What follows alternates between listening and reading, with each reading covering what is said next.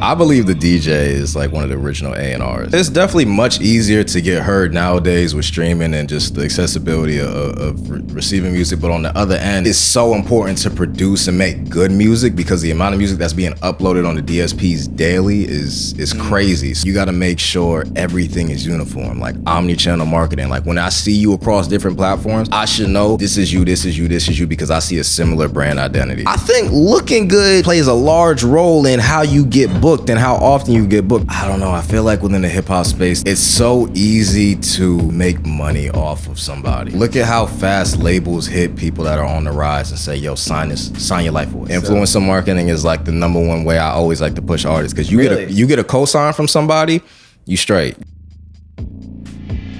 Yo, what's going on, world? It's your boy Poncho here. Welcome to episode 28 of the Encore Podcast. If this is your first time listening, this is a podcast for artists, musicians, anyone with a passion for music and art that's trying to turn it into a full-time business. So if that's you, subscribe, tap in with the community. I'm here today with my co-host Cruz. What's up, Poncho? Back.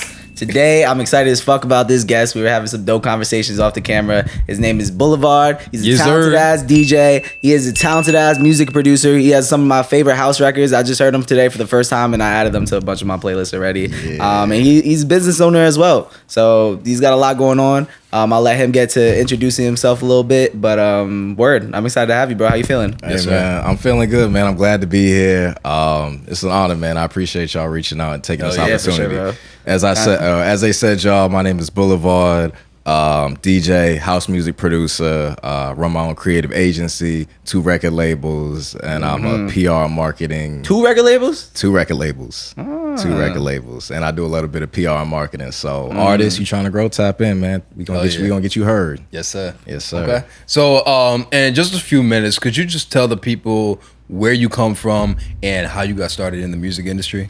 Yeah, so I'm originally from Florida, Fort Lauderdale, Florida. I actually from Orlando. Yeah, no. Check it out. I was born. Okay. I was raised in Fort Lauderdale for some time. I went to school out in Kissimmee, Florida. Orlando is a little bit easier because people know Orlando more. And then I came up here for school. Okay, word. Yeah. So you didn't come to New York until school? I didn't come up here until college. Okay, word. So I've been here for now, like, it's been like, what, 8 years now, 8 or so. But yeah, man, when I was in Florida, I was not into music. I was not creative at all. And it was weird because coming out of high school, you know what I'm saying, I didn't really feel like I fit in anywhere. You know, I was trying out fashion. That didn't work, man. Like if I showed y'all some of the outfits I used to wear, I was not putting on them fits, bro. Damn, but now you looking fly as fuck, bro. Oh, no, this is something. This is fire, though. It's calm, but it's fire, bro. Man, look, I thrifted these, man. This is my boys line, Busy Life. You know what I'm saying? That color is super dope. Yo, he be putting that shit on, man. Busy Life clothing. Yeah, yo, he be putting that shit. Give him a little shout out. Yo, he be doing that. Yo, I was not in the shit when I was in Florida. And then when I came up here, you know what I'm saying, it was my first or second year of college. I went down back to Florida for the summer. And I think like for a week straight, I was just watching DJ videos. And I was like, yo, this looks kind of cool, you know what I'm saying? Just the art behind it, the scratching, you know, the music mixing or whatever.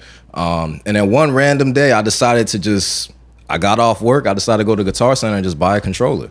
I bought a controller. I was working at Banana Republic at the time, so I would literally get off my shift at like 2, 3 a.m. Yo, no, they chinos, they fit. They chinos fit different. Yeah. Some of their button downs. See, y'all get it. They got the outlet stores everywhere too. Y'all get it. Y'all get it. Hell yeah. So I was working there, and I get off my shift at like 2, 3 a.m. You know what I'm saying? I would come home, set up the speakers, set up the computer.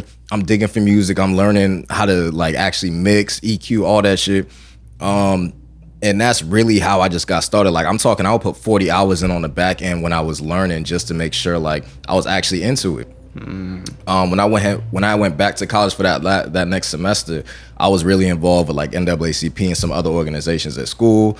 So they gave me my first shot at some events, and I mean I was absolutely ass. I mean I was good, but I was like kind of ass at the same time. And then a little bit later, like I think this was like November of 2017, 2018, one of my boys, DJ Jibbs, he's the person who actually gave me my first shot at DJing. It was a local college bar down the block. He put me on to his night. We was going back to back, And you know what I'm saying? Like that for me as a college kid was a lot because most niggas in college is broke. You know what I'm saying? Yeah. I was DJing Friday, Saturday nights. You talking, I think the most at one time I had in my dorm, I had like 6 bands just sitting in my dresser just off of DJing. Just from the DJing? Just from DJing, you know what I'm saying? So it was like that within my first year of DJing was absolutely crazy. I can imagine. So you was using the controller at the time? Like what do you call the DJ equipment? Like what do you call that? So you have turntables, you have CDJs, and you have controllers. So controllers is basically it's a lot of venues go to for portability. But mostly it's like an all-in-one option. So CDJs you'll typically find in I don't want to say bigger name clubs, but clubs who really want to spend the money on DJ equipment will get CDJs. House music clubs specifically, they'll really get into CDJs, certain mixes and things like that. Clubs that really want to go all out, they'll get CDJs and turntables. It really depends on the type of club. Some clubs, bars, they won't even have any equipment. They'll tell you, yo, you got to bring yours. So it really depends on where you're going. Yeah, so you'll use other people's equipment? Like that's regular? Like you can figure it out pretty easy? Yeah, so I mean, as a DJ, you should know how to use every bit of equipment. You should know how to use turntables. You should know how to use CDJ. You should know how to use controllers. I ain't saying you got to be Funkmaster Flex, DJ Red Alert on that shit, you know what I'm saying? But you should at least know how to get down. So if you pop up to a venue and it's whatever type of equipment, your show is not impacted in any way. You can still perform for the crowd. So it depends. Okay. Yeah, man. We got a lot of shit that I want to get into. The first thing, and I wish I could remember. I was trying to think of the fucking podcast I heard this from. I can't remember what it was, but you're more into like the house music scene. So it might, I don't know if you'll be able to answer this fully, but what is the DJ's role in breaking an artist's song? So I believe the DJ is like one of the original A&Rs. I've never been personally into breaking records. I don't really have the patience to listen to a lot of newer artists' records because I personally feel like a lot of artists don't take their career as serious as they really should. I think it all stems from not even from promotion and branding. I think it just stems from the music itself. Like personally, one of the biggest, I don't want to say errors, but missteps I hear a lot in artists is like just listening to the music itself, listening to the mix and master of it. Like as an artist starting out, it's definitely great to mix your own songs, definitely great to master. But if you really trying to make a mark, you want to put this on DSPs and all that, send that shit out to a professional engineer because they went to school to listen, to know what to listen to, all that shit and make it sound the best that they can. Even me, all my songs, I'll mix them, but I'll send them out to a professional engineer and I'll be like, yo, can you touch this up just a little bit? Or can you master this for me? Like, I know there's only so much that I could do. And I think a lot of artists kind of, they sidestep that part or they want to be cheap on it. Like, long story short, when it comes to breaking the artist records, that's not really my field. Like, I used to try to get into that. I've done artist showcases. I've definitely worked with a couple artists. Like, I think this one artist, Juice Fatelli, had recently asked me if I wanted to be his official DJ, and I was definitely down with it. But it's something I definitely got to think about because I mean, there's a lot that goes into being an artist DJ, breaking records, and I don't even really do like hip hop and R&B like clubs and shit like that. Like I'm definitely more on the house music scene. When you say breaking records, like what does that mean to you, or really, I guess other people? Like just constantly playing it throughout different sets? Like what is breaking a record really? Yeah, so I mean traditionally to me, when I think of breaking the records, I think if you're a prominent radio DJ, you're getting that shit on radio, you're getting the airplay. Okay. Another form of that could be you're breaking a record within the venues. So you know, whatever type of venues you do, if you in clubs, you in bars, you in corporate venues, whatever the case may be, you're breaking a record, getting it heard, you know, the people or the audience in that building. Okay. But yeah, I think traditionally it means on the radio. I used to do a lot of radio shit. I don't really do that anymore. But yeah, that makes sense.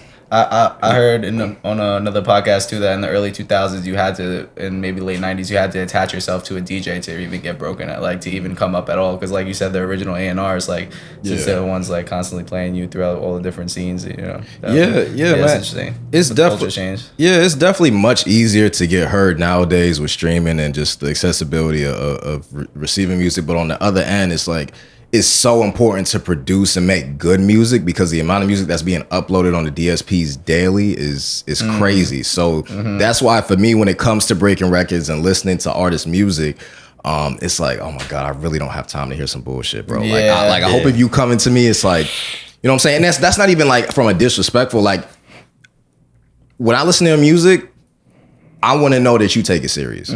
So with my creative agency and helping artists, the first thing I do is I do a consultation across all their social channels and listen to their music and see where I can pick out areas that may be holding them back or whatever. Okay. The area. So you'll start with the music? I'll usually start with the music and then I'll look at everything else. Okay. Because what I find the most is that their tracks are just not mixed well. Okay. And it's not that they're not good, because a lot of the times the content, the lyrics, the beat will be good. It's just not mixed well. And really, as an artist, to me, the two motherfuckers you should respect the most are your engineer and the DJ. Oh, yeah? Because the engineer gonna make or break you early on, and the DJ gonna spread your shit. You know what I'm saying? So those are the two connections you really want to utilize. But I feel like that's an area I see a lot of artists lacking in. But yeah, I mean that's definitely something. We do the review show every other song. I'm like, bro, the mix was fucking terrible. Yeah, bro, like fire your engineer, like, bro. Yeah, I said the amount of times you said that, and if you are the engineer, fire yourself. Yo. Big facts. Like you gonna have to spend money as an artist. Like it's like I think just for me as an artist, I think per month between branding, my songs and everything, I'd spend at least like $500 to a rack just a month, just on promoting, branding myself, making sure that my tracks are all mastered so I can put them out and all that.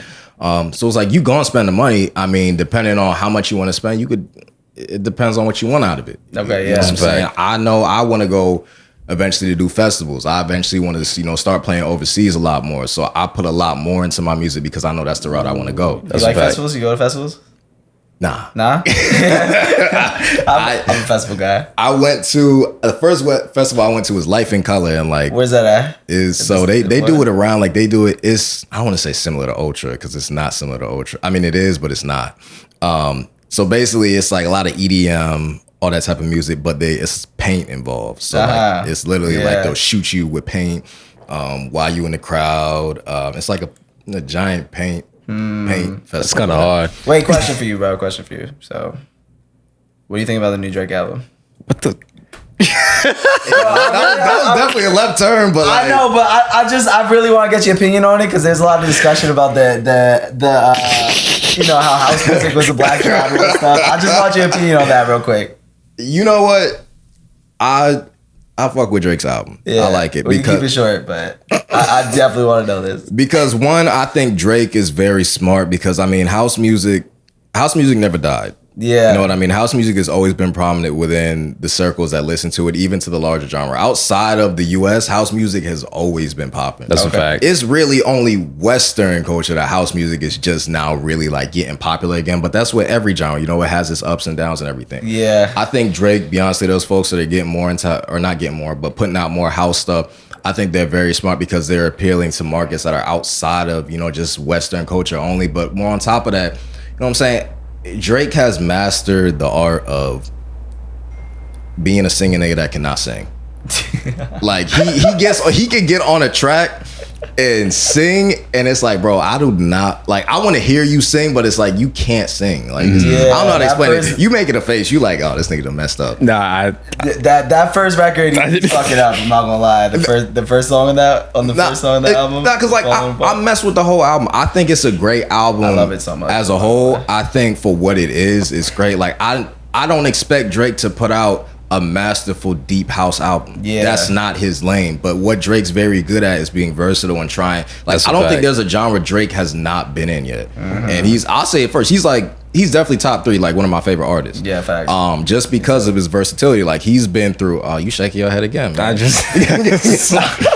I don't support that album. You don't support the album? No, let me hear you why. Why don't you support it? I'm interested. Look, it's just not for me. That's it. That's do you mess with house music like that? But be honest though, like. I mean, I'm not gonna front and be like I listen to it all the time and shit. But like, if it came on, it's cool. But it's just not for me. That's all I'm gonna say to that. Okay, appreciate your perspective on that. Yeah, one other way. You got it. Speaking on the specific lane of house music and how that might be a little bit different than the hip hop space. Most of our audience is probably in hip hop, but I am interested because in that space, what's common is to you say you got all the songs that you've released in the last signed, right? Yeah. That's what you say it. So like, what does it mean to have your song, a specific song signed instead of like an artist signed? Like, how does that work in that space? So both can happen. So when you make a song, usually if you want to get your song signed, you'll produce it as a demo. Like that'll be the first stage that it's in. Okay. So usually when I'm thinking of a song or I'm listening to samples or things like that, I'm thinking of a label that I would want to sign it to. So each label has a specific sound. So for instance, some may have a heavier disco sound, some may have a heavier deep house, like melodic sound. So it really depends on what label you want to shoot it to. Really? So you're really thinking about that? Like, so yeah. So like every label I do, like if I know, like my latest song that just got signed that's releasing in August, it's a garage like UK sounding song.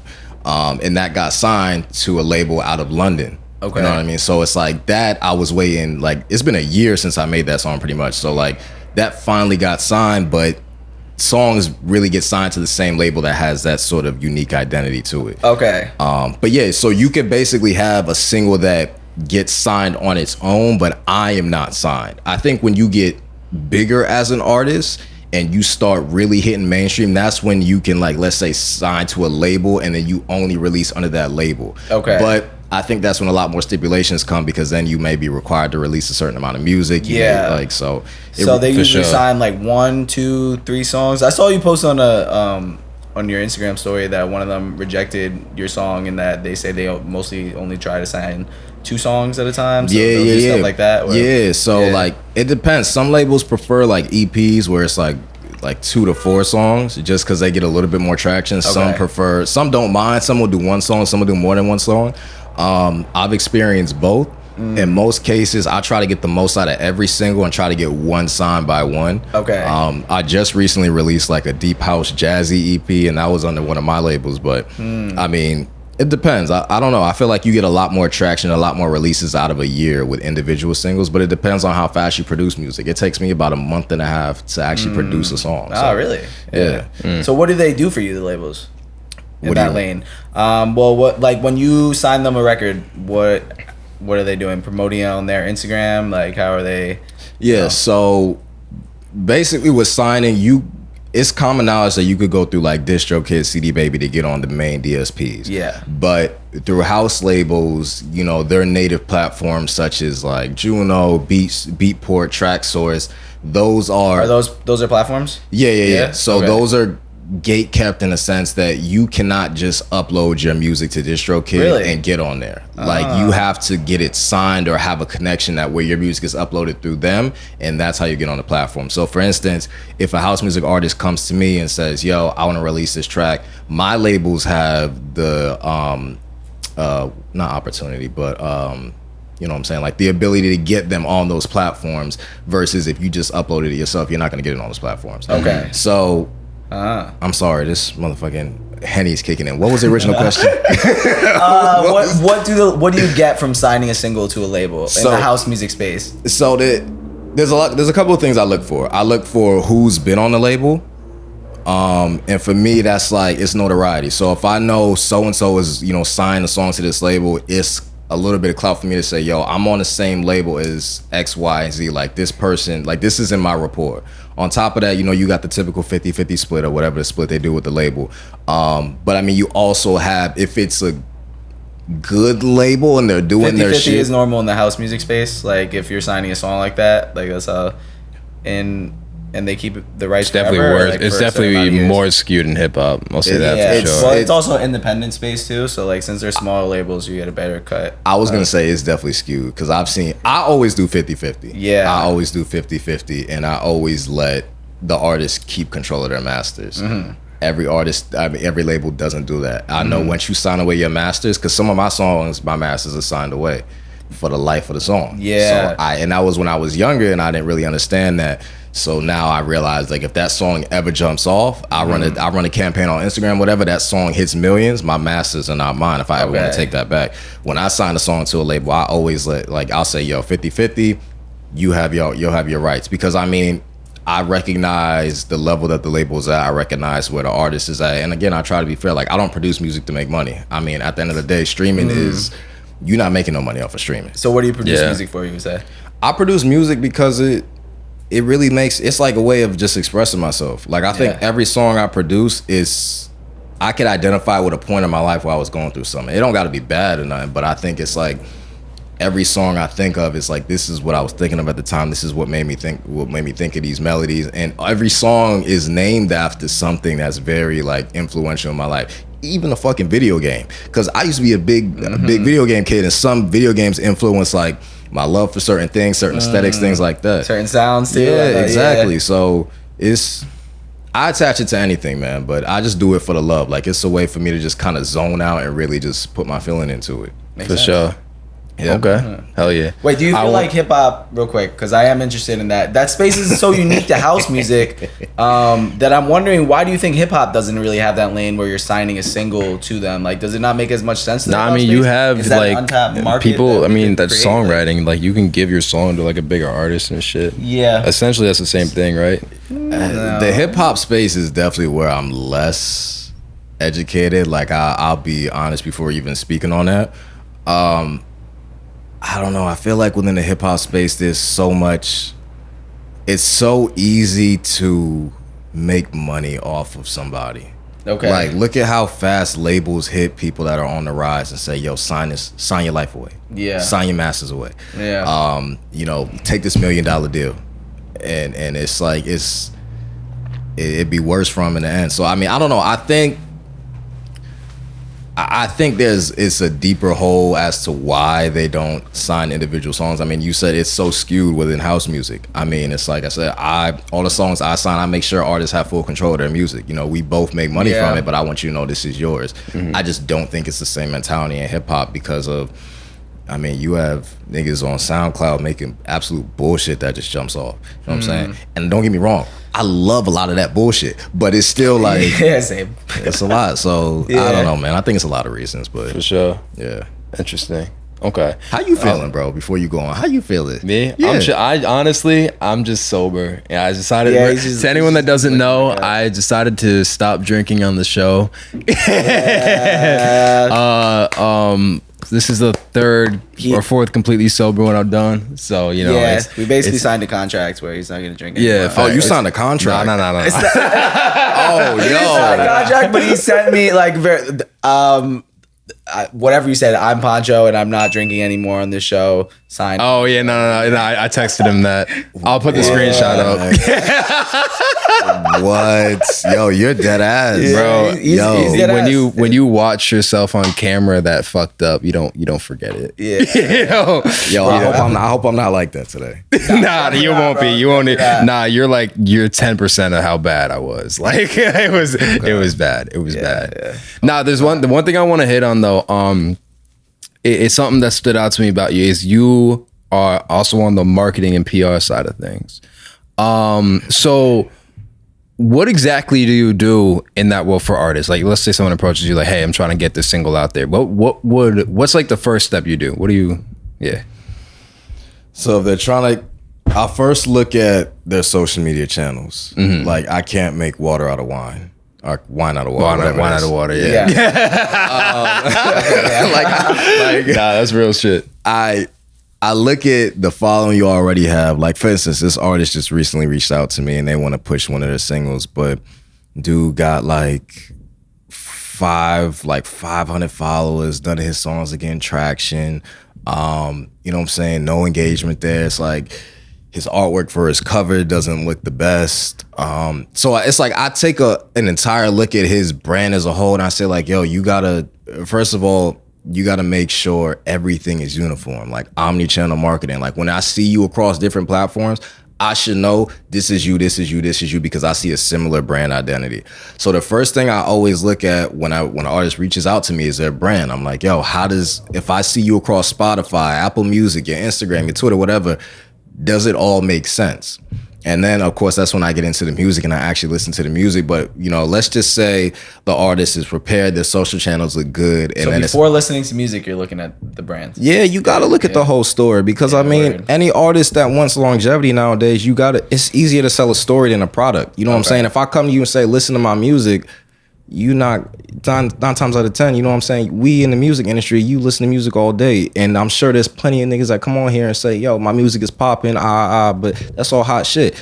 People attach to stories faster than they attach to just, you know, the actual product itself. So you sell your story, you tell something, tell folks why they should listen to you, whether it be through your music, you know, through your social channels, you know what I'm saying? That is what people attach to. And when people feel like they align with that, you know, it's the same way suburban kids fucking align with 6ix9ine. They not gang banging, they not doing none of that, but 6ix9ine told a story of this kid who just joined the Bloods or was rocking with the Crips for some time, and he just made his way up, and now he driving Lambos, and he's this different dude in rap. Yeah. And niggas attached to that. So it's like, you sell a story, that's how you gonna get people. Mm-hmm. You know what I'm saying? So I love the way you said that though. Easier to sell a story than a product. Yeah, bro. So it's like, I'll definitely look at the brand identity first. Then let's say, like I said, they ready and they want to push the song.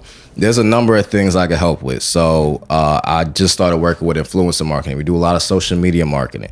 So whether influencer marketing is like the number one way I always like to push artists, because you get a cosign from somebody, you straight. Yeah, you look at all these promotion channels, Rap House TV, World Star, they'd be like, so and so just cosign XYZ, and they'll post a promo video. You get the cosign.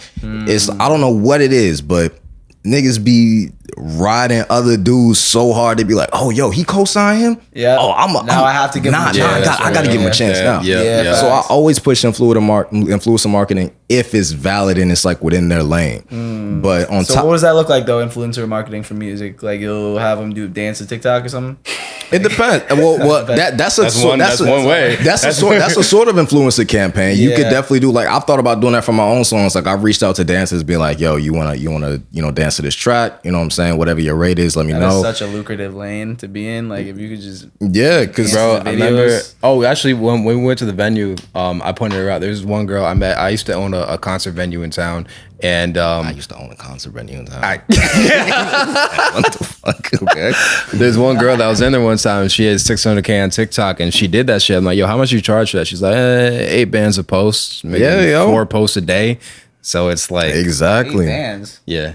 1,000? Yes. Yeah, it's lucrative. The lowest on the lower end of stuff with 600K, I could believe it. Like the lower 600K. Yeah, the lower end of people I've seen like under 100K charging like upwards of a rack. Yeah, that's because their audience is super niche. Yeah. So it's like, it's 100,000, but it's 100,000 fucking people who only 100,000 soccer moms. Like that's exact. So and they listen to that exact music. So for instance, like with house music and me, I know shufflers are big in that space. They're just big in the EDM. So if I know I have like a tech house track or like a track that's more something that's geared to mainstream that everybody can listen to, I'll hit up a shuffler. I'll be like, yo, can you dance to this song? Like, tell me your rate, because I know this is going to pop off to your market because this is what everybody can listen to. Whereas like a deep house song, I could push that to a shuffler, but it's more mellow and shit. Everybody not going to listen to that. So I just try to be more strategic. But. So, all right. So, you won't take an artist from grounds that, like you said, like they have to have the branding shit on point before you even pick them up? No.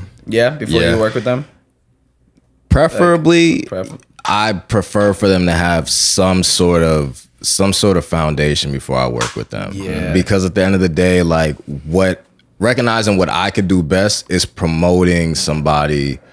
It's leveraging somebody's career. That's what I do best. Okay. So I could definitely work with an artist to build their brand, build the logos and all that shit. Cause that's something I could do, but I don't know. That's so much work that I think personally you have to do that on your own. Like I think you have to think more about your brand, what you want it to look like, what the story you want it to tell. Like I don't think you should have somebody else do that for you. Yeah, I agree 1,000%. So you could like fine tune it, maybe see what. Like you could definitely have the idea. Like have to come from them. Yeah, like if you have a logo, you say I want it to look a little bit more like this, or I want it to say more like this. Like that's something I could work with. Like be like, okay, you want a story to tell like this or XYZ. Like that's what I could work with. But like coming up out of nowhere, yo, I want a logo. I want you to create my story. I want you to create my brand. Like, no, you create the brand. I can help with that, but I don't recommend that. So, I mean, at the end of the day, I'm not going to argue with the person signing the check. Okay. I'm gonna be honest with you. I'm gonna just give you how it is and my recommendations. So what are some, because I guess we got caught up in the influencer conversation, but you were going on a couple things that you might do for them specifically, that like something that. So on top of the social media marketing, I always recommend every artist just set aside an advertising budget for themselves. Okay. You're big on Facebook ads? Facebook ads, Instagram ads. I mean, part of that is recognizing where your audience is. So, I mean, a lot of house music labels, a lot of house music artists, Facebook is that space for them. Instagram is also that space. It depends on, you know, where the bulk of your network is. The bulk of my network is on Instagram, and through, you know, though Facebook, Instagram is practically the same platform, but my label has more of a presence on Facebook than me on Instagram. Like, I have a Facebook page, but it's not at the same level my Instagram page is. What are the pros and cons of Facebook? Because like I'm just not on Facebook. Yeah, neither. Like, why use Facebook? I mean, like, or I guess not why, because if you have an audience there, obviously. But like, I don't think it's pros and cons per se. I think as an artist, it's beneficial to have. I think it's beneficial to have platforms that are going to drive engagement, organic and natural engagement for you. I think that's what's important, because what I find a lot of artists do, and just small businesses in general, is that they get caught up in creating everything for the brand that will not convert to an actual listener or an actual sale. So they'll create the merch, they'll create the social pages, they'll create a million logos and designs, but none of that actually converts into a listener finding your music or a listener finding your content. So I think a Facebook, more or less, you know, it's going to have pros and cons depending on where your audience is, but overall, a Facebook makes sense if your audience that's going to engage with you is on there. If you know you making drill music, your audience is likely not on Facebook. Your audience is likely on TikTok, Instagram, SoundCloud. Like, this is what, like, these are the platforms that you're on. So I think for a professional facing view, it's definitely good to have a Facebook, but make social platforms that you can actively keep up with. Like, don't have a website you update every 8 months. Don't have a Facebook you don't keep up with and you update every 8 months, because that's just going to be another weight on you. You eventually, like, I'm guilty of that. So it's like certain platforms I'll like do a recap every 6 months and be like, how much did I use this? And then if I didn't use it a lot, I'll delete it. And it's just like, I'm probably going to do that with Twitter at the end of the year, because it's like, I haven't used Twitter since March. I find myself like, I'm probably not going to go back to Twitter. I mean, like, I like it. I got a follower base on there, but it's, I mean, you set this up. I'm not opening my Twitter in public, bro. Twitter wild. I ain't gonna lie. Twitter a different breed. Yo, what are some mistakes that you see artists create when it comes to branding and marketing? I hate to use the word mistakes. What mistakes do they use when it comes to branding and marketing? That's such a broad question. Can you be? I wanted to leave it broad. Just some things you've witnessed that you're just like, oh my fucking God. I think when it comes to social, one of the ones I see a lot is a lot of artists will like clutter up their social pages with like past events, past flyers, like past stuff. Like, again, this goes back to the conversation of keeping your shit up to date. Like, I personally don't want to go on your Instagram and see flyers from when you opened up for X, Y, and Z, or flyers when you did an event here or a showcase there. Like, that could be a story highlight. That could be something that's in your electronic press kit. Like, to me, if I have to go through your story and I see, you know, you're just a bunch of flyers, like, I don't want to see that. Another thing is, you know, let people know, again, this goes back to storytelling, it's not a robot behind the page. Let people know it's actually you engaging with your fans, you know, you talking to them, letting them know, you know, I'm listening to you, I recognize you, I appreciate your support. Like, that's what I see a lot of artists don't do. They'll try to keep that following number low. They try to be fake and not interact with nobody. I'm like, bro, that is like, it's like suicide for you, bro. What are you doing? For sure. Yo, and like, on top of that is being mindful of what you post. So I'm not saying you gotta, you know, be on point with every single thing you post. It got to be directly related, but I try to tell artists, you know, be smart about what you post, in the sense that you got to be very careful with everything that's politicized, everything that's just everything today. With everything that's politicized, I know. So I feel like a lot of artists put too much politics. Like I have a friend that hates Lil Nas X, and he puts that out there like, yo, if you fuck with Lil Nas X, I don't fuck with you, blah blah blah. But like, you have to understand, like if anyone's a fan of you and you say nuts. Something like that, like that's like pretty. But like they're ready. That's an extreme example. But it's valid because I see a lot of that too. It's like I see a lot of that around issues surrounding women, issues like social issues. I just see that all the time, and it's like you got to pick and choose what platforms, what hills you're gonna die on.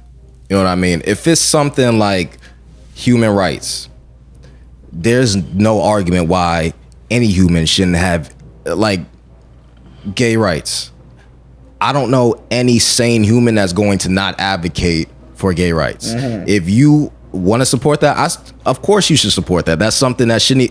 It's a shame you should have to say I support this. It should just be innate. Like I'm supporting this because you're another human. Like it's just you. But like certain issues, like again, political. We know like things you shouldn't talk about. Political, religion.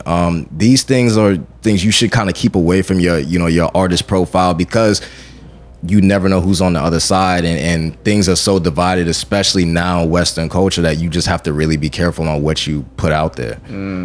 So I see a lot of artists mixing the personal and the professional a lot more than they should, and that's a big thing I see. I mean, again, some artists want to alienate the audience, so they only align with like confirmation bias. It's only people that think like you, but I don't want that. I don't want people that just only think like me. I think when you look at my profile, it should be about what I stand for. So advocacy, music, producing, like that's what you should see. And then I'll speak on issues here and there, but like I don't like to blur those lines. Okay, it makes sense. Use your platform for just pick and choose. But I mean, I think that's a person by person thing. Man. Yeah, that was a good example. Interesting. Okay. Fuck, I was talking about that. Yeah, shit. How you feeling? How you feeling right now? I'm feeling great, bro. How you feeling? I feel like I need another top up. Where my cup? Little top up. Where my cup at? All right, I got one. All right, so I got a left field question for you. Bet. You're big on fitness. Yeah. A lot of artists. What? No, I was gonna ask about his fitness shit too. Yeah. Okay. Yeah. Man. Continue. A lot of artists, as you said, are unhealthy as fuck. Yeah. Yeah. For a fact. Yeah. Studio team no sleep. Team 2 hours sleep. Team bottle of Henny every night. Team. So wild. How important? All right. What does fitness do for you? Just general question. I got into fitness when I was my pops. He's always been a bit advocate in the gym. Every dude in my family really has. Yeah. You only got one body. You got to take care of it. And I think now among just younger folks in general, we got this idea that we're gonna live forever. Yeah. And if we don't live forever, the time that we are here, we just got to live it how we want. Which is valid, but at the same time, that's not a reason to neglect your health later in life. I mean, the gym for me is like, it's discipline. So like every day, my gym time is between 5 and 7 p.m. If I don't work out between those hours, it's pushed to the next day. I try to work out at least like 3 to 4 days a week. So it's like, for me, it's that discipline of keeping that routine, making sure that whatever I do fitness wise, it helps me look better. You know what I'm saying? I mean, and just even going past that, I think if we keeping it a stack, alongside being a DJ, and I'm sure on the artist side as well, I think looking good plays a large role in how you get booked and how often you get booked. Because I'm gonna keep it a stack with you. I play good music. My song selections is on point.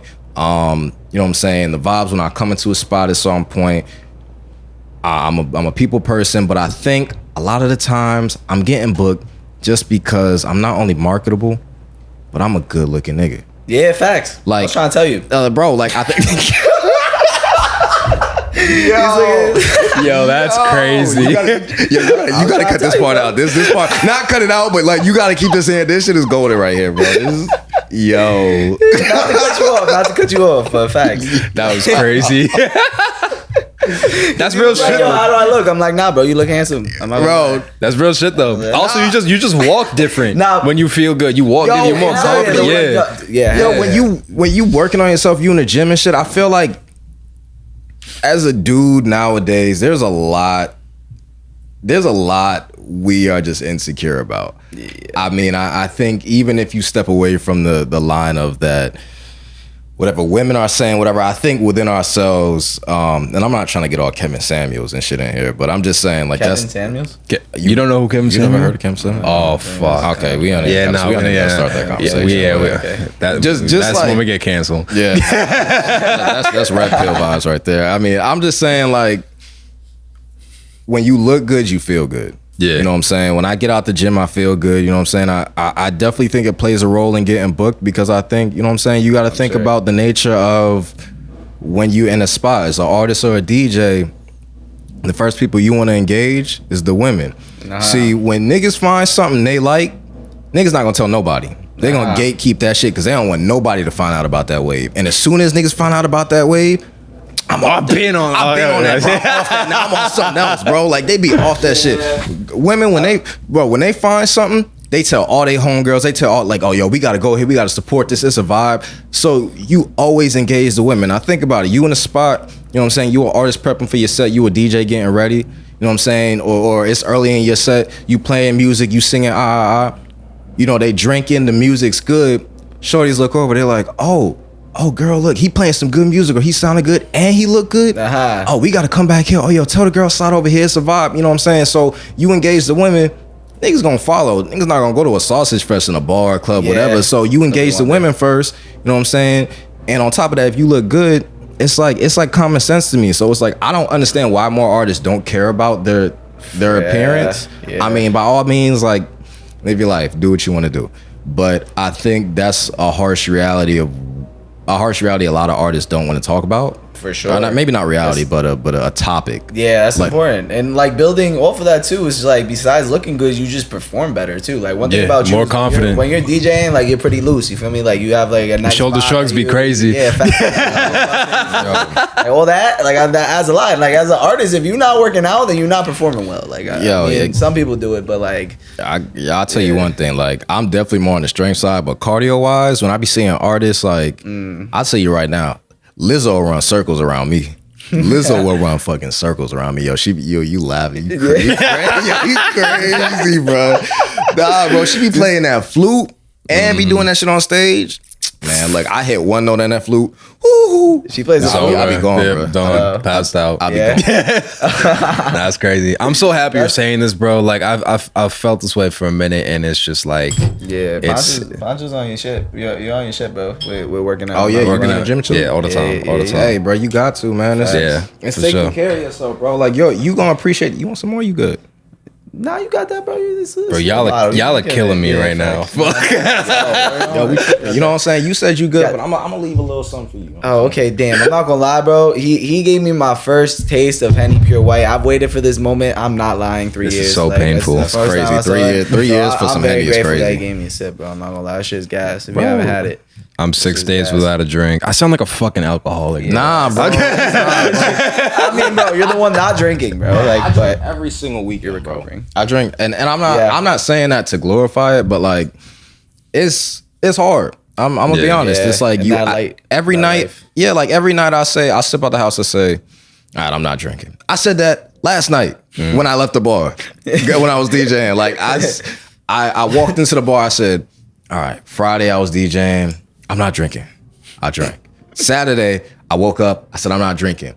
Nigga had 3 tequila cranberries.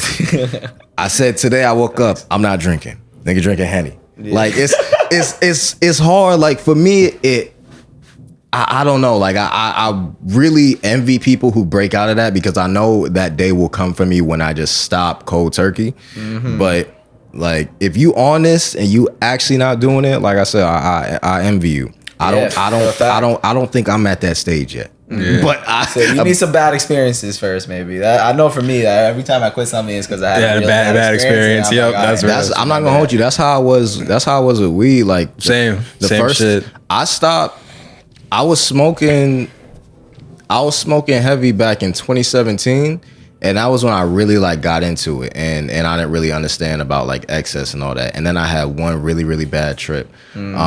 I actually, oh my God, it's crazy. I had I had a some job. edibles or from smoking? Nah, it was edible. Let me tell y'all about the story real quick. So I was working in tech at the time, right? I was a marketing manager at this tech startup, and I was talking to this shorty, and we had planned a whole weekend together. I was gonna stay over at her place or whatever. Friday night, I get off the job, and it's this dude's last day. And something should have told me, don't trust a nigga on his last day. He probably gonna do some damage. So the nigga's like, oh yeah, dude, it's my fucking last day. Dude, I'm gonna fucking walk out of here and just take the biggest edible. And mind you, I was getting ready to pop up to my boy's cannabis event across town. So he's like, yo, you want a piece of this edible? It was one of them Hershey things with, the little bars or whatever. He was like, yo. Was it a punch bar? Punch bar? Yeah. Doesn't matter. I don't These even edibles that be around. It was like a little square of the Hershey bar, and he said, "Oh, it's like 15 milligrams." I'm like, "Oh, that ain't shit." You know what I'm saying? I'll take that. Nah, they be capping. That shit was either mad heavy or that shit was lace, bro. Yeah. Like when I tell you I was talking to God for 4 days, I could not eat. Damn, 4 days, bro. Bro, I missed my interview. I'm so certain that is the reason why me and that woman stopped speaking. I'm so certain. Wow. But she is an angel because she nursed me the entire time. That's real transparent, y'all. Be careful with them edibles.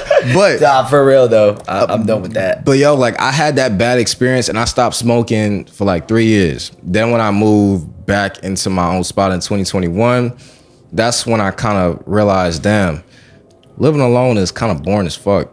And at the end of the day, like, I done spent 8 or so hours thinking of marketing efforts, PR efforts. It's like, I just want to disconnect. So now it's like, I know what that limit is for me because I had that bad experience. So now I know, like, for me at least, what my tolerance is, what I'm willing to do. Because like I told you, I don't smoke between the hours of 9 to 5. For me, that's like my work time. Even if I'm not working, that's like anything I got to get done, that's my work time. Yeah. After that, it's my gym time. So come 7:30, 8, if I did everything I got to do that day, then I'll smoke. If I didn't get everything I needed to do that day, I'm up on the computer, I'm finishing it. And then by the time like 10 o'clock, I usually don't smoke after like 10 o'clock because I just prefer to not go to bed high because I wake up high. Yeah, okay. And that shit is not fun. Like, I'll be feeling like a different motherfucker when I'm waking up high. Yeah, that shit is, that shit is not fun. So, do you want to hit the jar? Let me ask this real quick. Y'all done ran out of questions? Nah, I have more, but I was trying to do a little less on like my questions with this one. I'm trying to be more free flowing with the conversation, but I did want to touch on this. One thing about you is like you speak a lot about networking on your Instagram and the importance of it. And I'm wondering, what is your approach to networking? Like, something I ask is like, are you a patient networker or opportunistic networker? Like, if you see somebody, do you always try to, do you try to plant your seed and see where that goes, or like do you wait it out? Like, how do you look at it? That's a great question. I think early in my career, I was definitely an opportunistic networker. I always look to get something out of it. When I speak with DJs now, especially ones who are coming up, I always tell them out of every situation, look to get nothing out of it, because those are the relationships that you will likely get the most out of. So when when I link with somebody or I show appreciation, it's always patient. Like, I'm always genuinely saying like, yo, I mess with what you do. I genuinely support you. Like, I fuck with what you're doing. I don't look to get anything out of that, especially if it's like most frequently a DJ that's on a lineup or a venue I want to be in. In recent efforts, a lot of my support has been coming from my music production from international countries. So like, I'll have folks in Australia that are like big label producers that will support me. Folks that are in Europe that are big label producers that'll support me. I don't look to get things signed or whatever. It just kind of happens, just being genuine. And I don't think there's a lot of genuine niggas out here anymore. It's just people always looking to figure out, okay, how can I use this relationship to get somewhere? And when you come in with that lens, it's always going to let you down, because you in the music industry, if you've been here long enough, you can spot that shit from a mile away. Like, whenever somebody reach out to me on Instagram, it ain't that I'm full of myself or whatever. I always be like, if it's about marketing, anything music wise, I'm like, all right, yo, cut to the chase. What is it? Like, just be 100 with me. my new publicist that I got, I just told him, like, he had reached out to me with this whole story, this whole spiel. In the middle of it, I was like, yo, my boy, I don't mean to disrespect you. Cut to the chase. Like I run my own agency. You don't got to give me this. So you like that? You'd rather somebody, instead of like making small talk, just kind of get right to the point? I would. I do. Yeah, just be 100 with it. Like if you already, because I can tell. I'm a marketing dude. I read people for a living, and as a DJ, I read people even more into that. So it's like I could tell when you're like what you want out of a conversation within the first couple back and forths. Yeah. So especially if you reach out to me through social media, I could easily just look at your Instagram and see like, okay, this is ideally what this person wants to talk about. So for me, if you just keep it a stack up front and you just tell people what you looking for, I think that'll go much further than to just kind of create this story that you're here for different reasons. Okay. Yeah, it's a fact. And then 2 weeks later, they're like, "Yo, actually, because that's gonna piss me. That's gonna piss me off. And then like I was speaking with you about this earlier, like when you're genuine like that, especially as a DJ. It goes a long way because there's a lot of gigs I can't do because I'm already booked. Okay. Any gig that I can't do, the motherfuckers that support me the most, I hit them up first. Yeah. And they the first person I throw that gig to versus a dude that's just reaching out to me, yo, can you help me this? Because like we don't have a connection here, bro. I don't know you. Like my biggest pet peeve is dudes calling me big bro. Or like, bro, I'm not your big bro. I'm not your big bro. I don't know you, bro. I don't even know your last name, bro. Like I'm not your big bro. Like call me by my DJing, call me by my real name, whatever you want, but don't call me big bro unless I know you. Like if it's like a term of endearment, like you like that's just what you do. Like I call everybody bro. That's cool. But like when dudes be trying to use that big bro to kind of ease their way into a conversation. I fuck with you, big bro. Type of man, like I gotta stop saying big bro. Nah. Say if it's genuine, that's different. But like I said, a lot of the artists nowadays, you like, big bro. But big bro, it ain't nothing wrong with that. It's that when it's used in arguably a malicious way to get something out of it. Like I just don't think, as I said, any relationship you go into, you shouldn't look to get something out of it. It should be genuinely because you want to get to know this person, what they do, and support them. We don't got a lot of support as it is in the artist community up here in New York. I mean, it's tight. But it ain't like you look at niggas in ATL. When somebody get put on an ATL, they always helping. You look at YSL for example. They are a very mainstream example, but you look at Young Thug, you look at Gunna, you look at Lil Baby, you look at Lil Keed, you look at folks like that. When one person get up, they always like, yo, let me help this other person up. Niggas in New York, I'm up. Nah, he from Brooklyn. Everybody stay out my space. Oh, you wasn't here? Fuck out of here, bro. You not in here. Like it's always like that. So it's like when you trying to get to know somebody, just be genuine with the shit. So you could create an ecosystem. Like the artist communities in New York operate exactly like a community rather than an ecosystem. It's just disconnected blobs of cliques.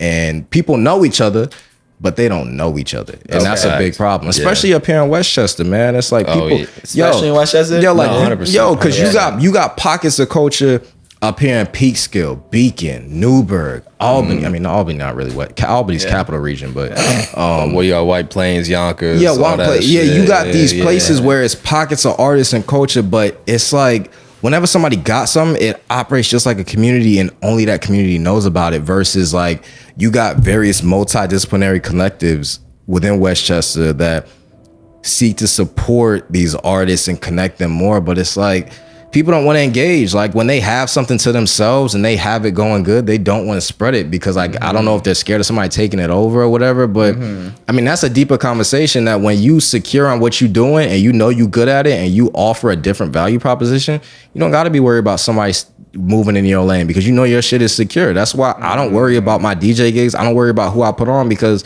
I know I'm good at what I do. I know no matter what I do, they don't got my brain, they don't got my mind, they don't got how I work, you know what I'm saying? So yeah, you could try it, but it ain't gonna work because you not me. Just be the best version of you, but I mean, it's, you know what I'm saying? That's just keeping it 100. It's like, for sure. That makes sense. Answer. Yeah. I feel like that was kind of a dickhead answer. Nah, it's real though. Nah, that's just real. It's just real. People need to hear it. Yo, all right, we could go one question each. Okay, bet. How long you think we've been running? Like it's been pretty long. That's why I'm saying we're on each. Yeah, it's all good though. A lot of gems in this shit. Fire, right, so this is our. Do I gotta introduce the jar, bro? Do I gotta speed up my answers? Are we on a time limit? No. We good. Actually, I asked both. So this is our jar of deep ass questions. If you haven't seen it before, yo, you have to make it like a thing, bro. Like, all right, now we're going into the jar of deep ass questions section, bro. We haven't done this in a while. I did it in the last episode. Oh, you did? Yeah. Facts. All right, so this is a segment we in the jar of deep ass questions. We just pick out a question and we ask who's in there. I don't know. We gotta do better with introducing it. But yeah, hey man, y'all make sure y'all follow this podcast. y'all need to. They ain't do a shout out again, man. But y'all make sure they putting on this shit, man. They do. I appreciate it. All right, which one do you want? I'll take this one. All right. No, we always ask this question. It's why do so many artists fail? Oh, I mean, do you want to answer that? Wait, what was it? Why do artists fail? Why do so many artists fail? Nah. You don't want to? Nah. I like this one. You go first. All right. What's been the best and worst experiences of your career? The best and worst experiences of your career. That's a good question. The worst experiences, I think it's an ongoing thing. Because it changes with the priorities that I'm at with my career. So now it's like I'm very into producing music. So the worst experience are always when I get denied off a label. Denied off a label? Yeah, like I sent a song, I sent a demo to get potentially signed, and they don't like it. That's the worst experience of you? For me, at this point, it is because it used to be getting denied from gigs. I haven't reached out to get a gig in like 3 years. So to me, it's like I've overcome that. Really? Everybody reached out to you? No, yeah. Yeah? Because I mean, a part of it is... You stay booked, bro. You post your schedule. You got like, how many gigs you do a month? Between like 7 and 12. Yeah? So I only really reserve... I used to try to reserve my weekends, but now it's bleeding into the week. So like this month, I have a residency every Wednesday, every week. Every weekend, I'm pretty much booked Fridays, Saturdays, some Sundays. So really, my weekend really starts on Wednesdays. Okay. Sometimes it'll be on Thursdays as well. But yeah, man, like I haven't reached out for a gig in, like I said, 3 years, man. I'm part of that shit. Again, being nice to people. You never know who somebody is. So, yeah, I guess the worst experience definitely changes. But as of right now, it's definitely getting denied off certain labels because I'll make a song and I'll definitely think it's a hit and it still won't get signed. That's why, like, my most recent signing off of this, the London label I have mentioned, Pogo House Records, that was a big win for me because I waited 11 months for that song to get signed, and I was about to just release it myself under my label because I never thought it would get signed. But again, being nice to the dude, I sent him the song. He's like, yo, this is fire. Let's release it. So it was like just something like that. So those are small wins, but those are definitely the worst experiences thus far. And I think also learning about the politics behind gigs and DJing. Like once you kind of get your first gig and then you lose once you get your first residency and lose your first residency based off DJ politics. Like what's politics of? For instance, it's like me saying like emailing a venue or a booking manager, the chances of you getting booked off of that, slim to none. Your best option, go befriend the DJs that are on the nights you want to be on or just in general that are recurring at that club. And don't, again, look to get something out of it, but genuinely support them and figure out where they are because those DJs are going to get you in that venue much faster than a booking manager will because a booking manager likely got a million things on their plate because they're likely not just doing booking. These DJs... the booking managers tap these DJs for their networks. So when the DJ can't do an event, the booking manager will be like, can you recommend somebody? So it makes my life easier. Yeah. So these these DJs will likely reach out to their network because these DJs ain't gonna refer somebody who ain't on their shit. I'm not gonna refer somebody who ain't putting down that shit on the DJ, on the DJ side, you know what I'm saying? So when you're nice to the DJ's gonna look out for you and be like, yo, I cannot cover this gig. Can you tap in for me? And anybody that knows me, that's worked with me, know I'm the first. If I fuck with you, I'm gonna put you on to some money. Cause I like money. I love me some money. And I want all my team. I can't do nothing for no broke niggas. So I want all my family to be making money with me. You know what I'm saying? So what the hell was the original question? The best and worst experiences. Yeah. The best experience thus far will be my upcoming trip to Ireland. At the beginning of August. Yeah. So I'm going to You're already saying it's going to be your best experience? Because I'll be going to Ireland to DJ. Mm-hmm. And you got to think, I started DJing, no help, no backing, no none of that. It was something out of the blue I just decided to try. And for me, I won't feel fully successful until I find myself on a festival stage. Okay. But to me, to start something out of the blue, no backing, no push, and to find that playing music, you know, making people have memorable experiences, feel a certain way, and evoke emotion out of that, for that to take me to a different country and play music, that's hard. Not you paying play Irish music. What? What? Why is that such a crazy question? Oh boy, my voice cracked on that question. That's I couldn't even hit. Is that an obvious yes? I mean, like, I ain't. You know what? I should download some Irish music though. I ain't think. You didn't think about that? I ain't think about that, but it was like I ain't think about because that's crazy. What would you what would you classify as? Like bagpipes? I don't fucking know. I think that's Scottish. That's Scotland. No. That's Scottish. Fucking shit. I have no idea what they. Yo, I can tell you one thing. I'm definitely gonna go to a bar over there. I'm gonna do that jig. You know how they be doing the little leg kicks and shit. Yeah. Yo, I'm gonna go in a bar. I'm going to a bar and wild out on that shit. That's crazy. But like, I mean, that's dope, bro. That you really get that. Yeah, that's the best experience thus far. It's like having music being able to take you places you never thought you would be able to go. Like being able, even past that, like playing in Ireland, playing across like in California, going back and forth to Rhode Island, like having something like DJing that's still at this point a side hustle, take me to different places and people want to hear me. They want to see me perform. They are into it. Like that's really something I just can't put into words how good it feels seeing people, you know, groove. They be like, oh, yo, you really made by night. Like even when COVID hit, I'm not gonna go too long on this question because I know there's more, but even when COVID hit and I was doing live streams, like that's when my DJ career really hit its like another peak. And people was DMing me. They was like, yo, you're really saving me during COVID. You're keeping my spirits up. Really? One dude had messaged me and told me him and his wife was going back and forth for some time. And I was live streaming one night. She had came over and they was dancing, you know what I'm saying? They had reconnected. And you know what I'm saying? They done did the whoop-de-doo at the end of the night. You know what I'm saying? And then he had sent me a message like, yo, me and my wife, we kindled, like, you know what I'm saying? I really want you to know I really love you for this. Like, I never thought this would happen. And you know what I'm saying? I don't know if it was true or not. I'm not gonna believe it was not true. Yeah. But something like hearing something like that was like monumental to me because it's like playing music. You know what I'm saying? It just takes just being able to do that, man. It's something different. You're having like a genuine impact. On exactly. Lives, it's that exactly what you said. Fun. Like you just actually help them. Exactly, That's fucking bro. crazy. Yeah, that's dope. Yeah, bro. Word. So building off of that, my question is, what do you want your legacy to be as an artist, DJ, producer? Shit. That's a hard one. Yeah. I don't know if I thought about that yet. I don't know if I thought. I haven't thought that far. I think the goal for me has just always been festivals. Like I think if I'm being honest, I never thought about my legacy as an artist. I just thought of You don't think about how you're gonna be looked at in 10 years, 20 years. No, I mean to me, it was always like my story was always like it wasn't a kid that grew up in the hood.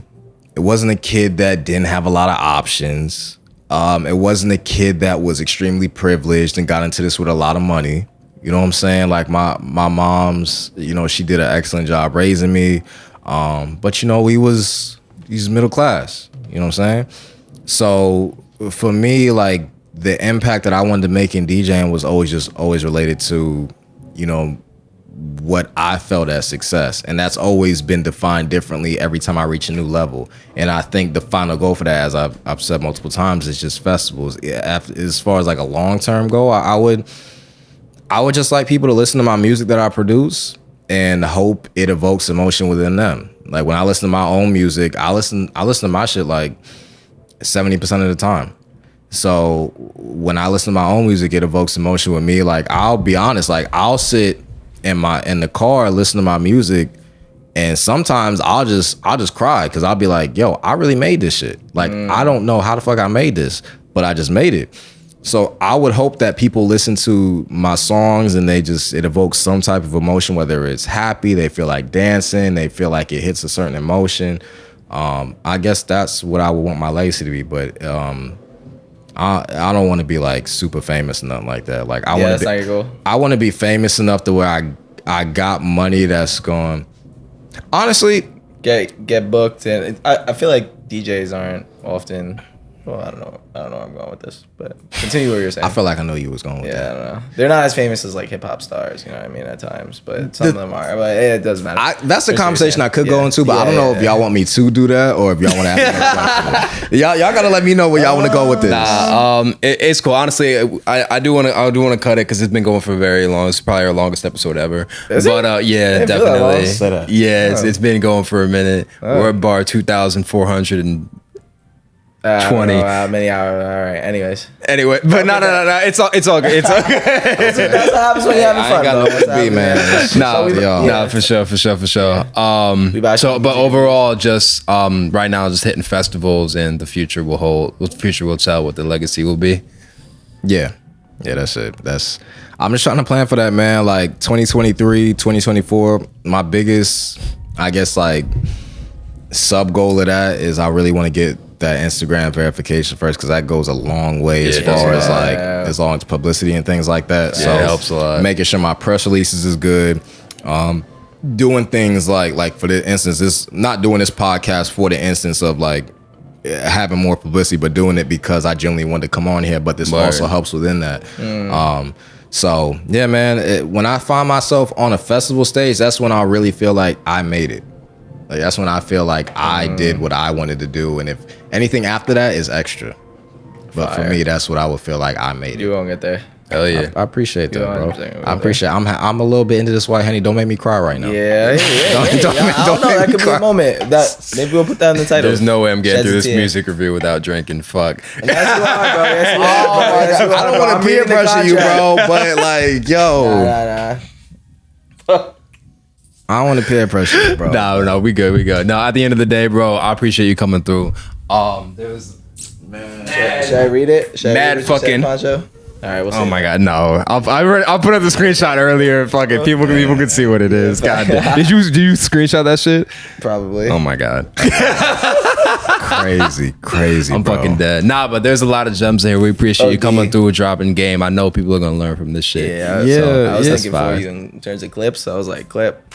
I have 4 in my mind already. Oh yeah. Yeah, we going on some shit. Yeah, bro. Nah, like I said, man, it was an honor coming on here, man. Like I said, I was practicing for this for like the last couple of days, just thinking about it. And then, my boy laughing, bro. Like, nah, we've been there too. My first episode, I practiced the intro 30 times in the bathroom and still fucked it up. So I was just thinking about, man, like, I think we were talking about info you could pass along to other DJs and other artists and things like that. I think, because we wrapping this up right now, right? Yeah. I mean, so like, if I had to like leave artists, DJs with one thing, artists, respect your DJs, respect your engineers. Not that, folks already don't, but again, these are the folks that are likely going to make or break you early on in your career. These are the folks that are going to help you very early on in your career. For DJs, make friends with other DJs, man. It's not a lot of love out here, especially within the DJ community. So make sure that you're being genuine with every action you do, and don't look to just get something out of every DJ as someone else. Like, you shouldn't do that in general, but I mean, especially in the music industry, if you've been in here for a while, like I said, you can spot that shit from a mile away, and it's just annoying. So just be genuine in whatever you do, and that's gonna take you so far, man. Just actually support and care about people and take interest in what they're doing. Hell yeah. And that'll take you miles, man. Word. Yes, sir. Word. Yes, sir. Yeah. All right. Appreciate you coming through. Yo, this has been episode 28 of the Encore Podcast. I know you learned some shit from that, so please subscribe, tap in with the channel. I forgot my outro. It's cool, bro. It's cool. That's it. Join the community. Yeah, join the community. Subscribe. Do all that. Follow. There's definitely more. Fuck it. We don't have anything to sell yet. We're going to make merch soon. Yeah. Stay tuned. All right, fuck it. Yeah, we'll be back next week with another episode. Thank you for watching. Love all y'all, and we'll see you soon. Facts. Let's shoot this music review.